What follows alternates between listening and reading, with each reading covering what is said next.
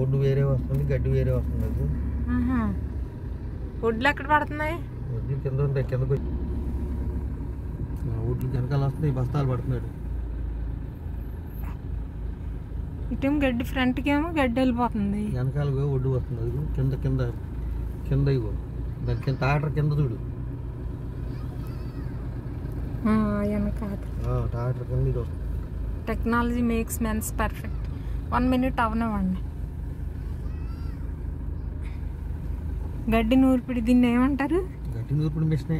గడ్డి నూర్పిడి మిషన్, ధాన్యం నూర్పిడి మిషన్.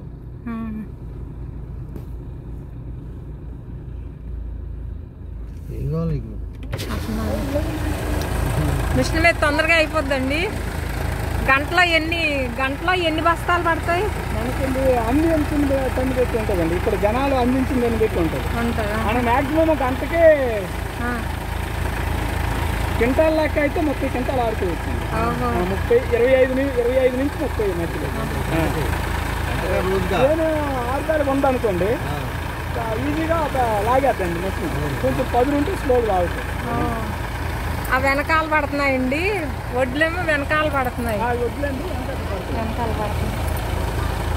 మనం అక్కడ ఒక 4 ఉండాలండి, ఇలా చేనేస్తే ఒక 6 ఉండాలి. అదే ట్రాక్టర్ పెట్టామనుకోండి, ఇలా తీసి తెప్పించుకోవచ్చు.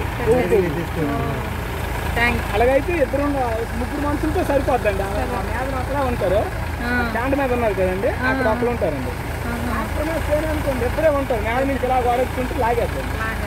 జనాలు తగ్గుతారు. 10 మంది ఉండాలండి సుమారు. 10 మంది ఎక్కువ టైం పడుతుంది. ఇది అయిపోతుంది తొందరగా. ఏమంటారు? గడ్డి నూర్పిడి మిషన్ అంటారా? వరి నూర్పు మిషన్. థ్యాంక్స్ అండి, బాగా చెప్పారు.